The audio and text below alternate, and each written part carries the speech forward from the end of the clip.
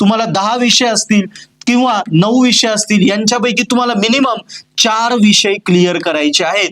4 विषय क्लिअर झाले तरच तुम्ही पुढच्या वर्गात अलाउ होता. जर 3 विषय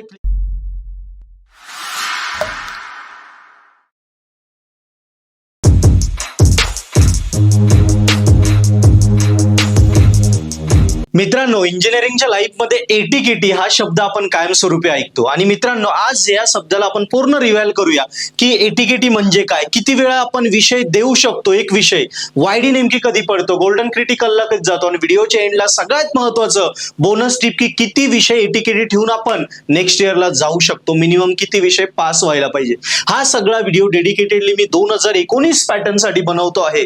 म्हणजे first year, second year, third year आणि बीई ला 2019 पॅटर्नला जेवढे मुलं पेपर देत आहे सगळ्यांसाठी आता इनसेमच्या आधीच हे क्लिअर होणं गरजेचं आहे. कारण इनसेमच्या आधी क्लिअर झालं तर इनसेमला त्याचा फायदा होईल. 2 मिनिटात एटीकेटी समजून घेऊया. मित्रांनो, लॉंग फॉर्म येतो अलाउ टू कीप टर्म. आपल्याला जरी बॅकलॉग लागले तरी आपल्याला पुढच्या टर्मला जाता येतं, म्हणजे त्याला आपण म्हणतो allow to keep term, ATKT. Yes, ATKT कधी पडते, जेव्हा आपल्याला बॅकलॉग लागतात विषय, बरोबर. आता किती वेळा आपल्याला एक विषय देता येतो, तो उदाहरणार्थ समजा M1 होता. M1 उदाहरणार्थ इंजिनिअरिंगला आपण फर्स्ट इयरला दिला, बरोबर. फर्स्ट इयरच्या पहिल्या सेमला प्रत्येक जण M1 देतो. मग एक विषय जास्तीत जास्त किती वेळा देता येतो, तर आपल्याला तो जास्तीत जास्त 8 वेळा देता होतो. 8 किंवा 7, म्हणजे M1 झाला तर तो तुम्ही 8 वेळा देऊ शकता. आणि 9व्या वेळा तुम्हाला मग NFT पडतो, not fit for technical education, तुम्हाला इंजिनिअरिंगला पुढे अलाउड केलं जात नाही. आणि M2 असेल, M2 हा सेकंड सेमला येतो ना, त्याला तुम्हाला 7 वेळा देता येतं. सो लक्षात ठेवा, काही सब्जेक्ट आहे ते 8 वेळा, काही सब्जेक्ट हे 7 वेळा तुम्ही मॅक्सिमम टाइम देऊ शकता एटीकेटी घेऊन. क्लिअर. आता एटीकेटी मध्ये नेक्स्ट येतं की एटीकेटी पडला तर मग एटीकेटीने वायडी कधी पडतो. सो लक्षात घ्या. आता पुन्हा आपण येऊया, समजा M3 आहे उदाहरणार्थ, सेकंड इयरला तुम्ही आले, डायरेक्ट सेकंड इयरला आले किंवा सेकंड इयरला आले, M3 आहे, M3 दिला सेकंड इयरच्या पहिल्या सेमला, दुसऱ्या बॅकलॉग लागला, एटीकेटी झाली, नेक्स्ट सेमलाही दिला. आता तुम्ही सेकंड इयर मधून आले, थर्ड इयरला आले, बरोबर. थर्ड इयरलाही तुम्हाला पुन्हा तो विषय M3चाच देता येईल, कुठलाही विषय असो. मी उदाहरणार्थ M3 घेतलाय, तिसऱ्या वेळी दिला. आता तो इथे आलाय, ही आली आपली रेड लाईन, इथे आलाय तो गोल्डनला, गोल्डन किंवा क्रिटिकल, याला म्हणतो आपण गोल्डन किंवा क्रिटिकल. म्हणजे हा लास्ट चान्स आहे. यावेळी जर तुमचा तो विषय नाही निघालाय तर तुम्हाला काय पडणार, इथे वायडी, म्हणजे एटीकेटीमुळे ही झाली वायडी. म्हणजे लक्षात ठेवा, जर आपला कुठला सेकंड इयरचा विषय असेल तर बी ला जाताना तो थर्ड इयरच्या लास्ट सेम पर्यंत निघायला पाहिजे, नाही तर वायडी होतो.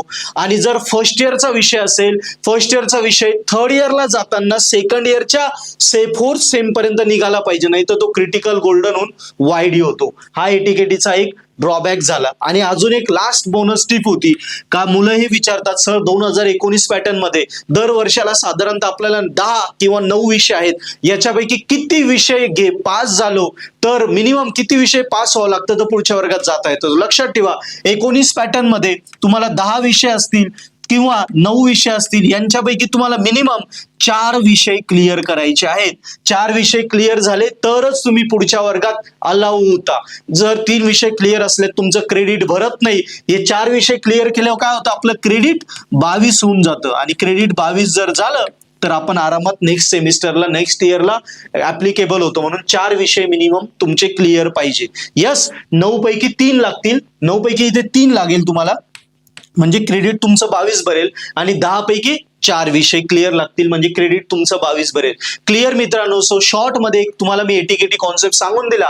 आता इनसेम चालू आहे, या कॉन्सेप्ट समजून घ्या. आणि आता एटीकेटी लागायला नको, बॅकलॉग लागायला नको, यासाठी आत्तापासूनच अभ्यासाला लागा. पर्पल आर्ट ऍप्लिकेशनवर इनसेम साठी काय काय प्रिपरेशन लागतं सगळं आम्ही फ्री करून दिलंय. जसं प्रिपरेशन साठी स्ट्रॅटर्जी वाले व्हिडिओ माहिती पाहिजे, अभ्यास कसा करायचा, काय महत्वाचं आहे, काय पेपर येतं शॉर्ट टाइम मध्ये, पासिंग मध्ये, तो स्ट्रॅटर्जीचा फोल्डर आहे, इनसेम पेपर पॅटर्न अँड IMP.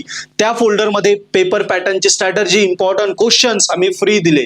तसंच PYQ तुम्हाला लागले असेल तेही पर्पल आर्ट ॲपवर PYQ फ्री आहे. आणि मित्रांनो, हा व्हिडिओ डेडिकेटेडला मी एटीकेटीचा 2019 पॅटर्न साठी दिला होता. जर 2024 पॅटर्नच्या मुलांनाही वाटतं आम्हाला असा डेडिकेटेड व्हिडिओ पाहिजे, कारण 24 पॅटर्नचे एटीकेटीचे रूल वेगळे, 19 पॅटर्नचे वेगळे आहेत.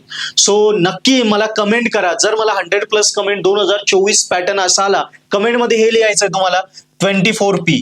Yes, 24 pattern. मला जर 100 कमेंट आल्या मी नक्की याच्यावर पण तुम्हाला व्हिडिओ देईन. Best of luck.